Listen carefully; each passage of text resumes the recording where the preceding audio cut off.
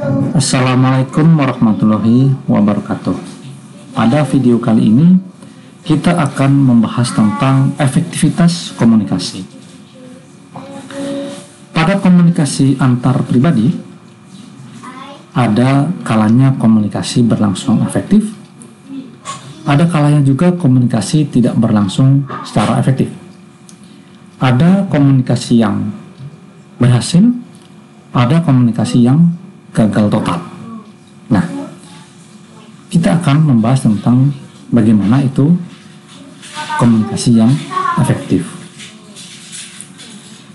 Efektivitas komunikasi dapat dilihat dari 3 sudut pandang. Yang pertama dari sudut pandang humanistis, yang kedua dari sudut pandang pragmatis, dan yang ketiga dari sudut pandang pergaulan sosial atau sudut pandang kesetaraan.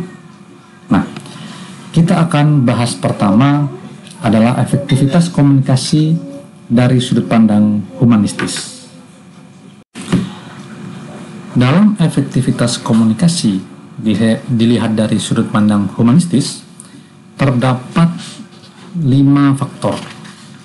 Yang pertama keterbukaan, yang kedua empati, yang ketiga sikap mendukung, yang keempat sikap positif, dan yang kelima kesetaraan. Kualitas keterbukaan dalam efektivitas komunikasi setidaknya ada 3 aspek. Yang pertama, seorang yang sedang melakukan komunikasi antar pribadi seharusnya terbuka kepada orang yang diajak berkomunikasi, walaupun tidak berarti semua hal harus diceritakan ya, tapi paling tidak untuk membantu komunikasi itu berjalan dengan baik, maka pengungkapan diri harus dapat dilaksanakan dengan baik. Kemudian aspek yang kedua, bagaimana pembicara yang terlibat dalam komunikasi antara pribadi tersebut bereaksi terhadap stimulus yang datang. Reaksi ini secara terbuka atau jujur ya. Ketika dia terkejut, ketika dia menanggapi ucapan temannya, nah, itu menunjukkan adanya keterbukaan. Tidak ada yang ditutupi. Kemudian yang ketiga adalah mengutarakan sikap atau perasaan atau pikiran yang memang itu yang dipikirkannya, tidak pura-pura, tidak menutup-nutupi ya. Jadi terbuka dari segi apa yang dia ucapkan, dari segi respon yang dia berikan, dan dari segi pemikiran ataupun perasaan ketika dia melaksanakan komunikasi. Nah, kemudian yang kedua adalah empati. Empati ini bisa kita anggap bahwa ketika seseorang itu mampu memahami atau merasakan sikap atau pemikiran orang lain. Nah, ketika sedang berkomunikasi, nah, empati ini terbangun sehingga melibatkan perasaan baik muncul dalam verbal maupun non-verbal. Nah, semakin empati itu muncul, maka semakin efektiflah komunikasi tersebut akan dibangun. Kemudian yang ketiga adalah sikap mendukung atau supportiveness. Sikap mendukung ini bisa dibilang ada 3 hal ya. Yang pertama deskriptif, yang kedua spontan, dan yang ketiga profesional. Deskriptif ini artinya deskriptif bukan evaluatif, yaitu dia bisa melihat suatu komunikasi itu sebagai sebuah informasi, tidak sebagai bahan mengevaluasi lawan bicara. Nah, tidak juga menyerang ataupun membela diri. Nah, itu adalah sifat yang mendukung.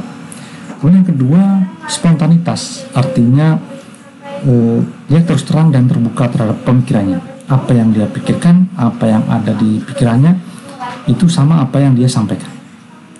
Dan yang ketiga profesionalisme, artinya berpikiran terbuka dan bersedia mendengar pemikiran orang lain.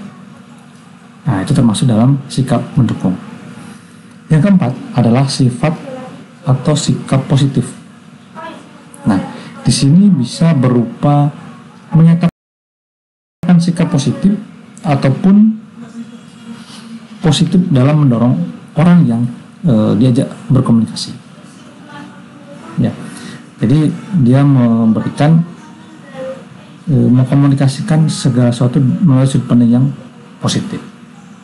Kemudian yang terakhir dalam aspek humanistis adalah kesetaraan atau equality. Nah, di sini gaya bahasa yang diambil menunjukkan bahwa orang yang sedang berkomunikasi adalah setara.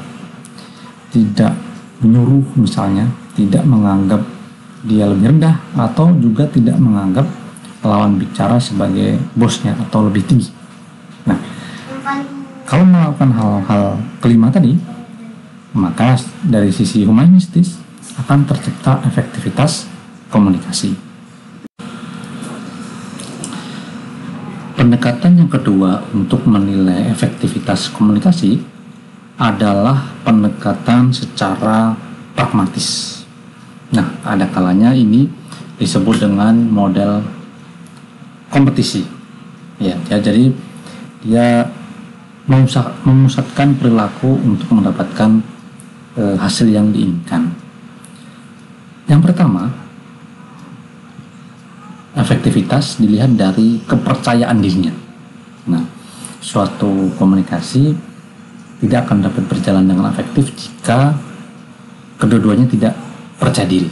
Ya, ada faktor gugup, ada faktor cemas, ada faktor tidak nyaman, sehingga apa yang dibicarakan itu tidak akan muncul. Yang kedua, adanya kebersatuan. Nah, kebersatuan ini intinya adanya rasa kebersamaan antara dua orang yang sedang berkomunikasi. Biasanya kelihatan dari kata-kata yang diucapkan itu sudah seperti teman, sudah seperti akrab gitu, tidak seperti hubungan yang kaku gitu. Jadi sudah mengalir. Kemudian yang ketiga adanya manajemen interaksi. Jadi dalam interaksi antara kedua belah pihak itu tidak ada yang dominan gitu ya. Jadi saling berinteraksi dengan baik, tidak ada yang dominan dan tidak ada yang merasa atau di bawah tekanan. Jadi sama-sama mempunyai hak untuk berbicara. Tidak satu orang mendominasi ngomong terus, yang lawan bicaranya tidak dapat kesempatan untuk menyampaikan pendapatnya. Nah, kemudian yang keempat adalah daya ekspresi atau expressiveness. Nah, daya ekspresi ini bagaimana kedua belah pihak bisa menunjukkan ekspresinya dari keterlibatan tulusnya ya, apa yang dia pikirkan, apa yang dia rasakan muncul dalam ekspresi ketika dia berkomunikasi. Nah, kemudian yang terakhir orientasi kepada pihak lain. Nah, artinya bahwa dia tidak hanya memperhatikan diri sendiri, tapi juga mendengarkan orang lain, berorientasi pada orang lain. Ya, jadi si pembicara dapat menyesuaikan diri karena dia berorientasi pada orang lain, dapat menyesuaikan diri dengan pembicaraan lawan bicara. Nah, demikian efektivitas komunikasi melalui sudut pandang pragmatis. Selanjutnya, efektivitas komunikasi menurut sudut pandang pergaulan sosial dan kesetaraan. Nah, pada teori ini mengatakan bahwa kita mengembangkan hubungan atau komunikasi bila manfaatnya lebih besar daripada biaya yang harus dikeluarkan. Jadi komunikasi timbul karena adanya keinginan untuk mendapatkan manfaat. Nah, jika dirasa memberikan manfaat, maka komunikasi itu akan berjalan lebih efektif.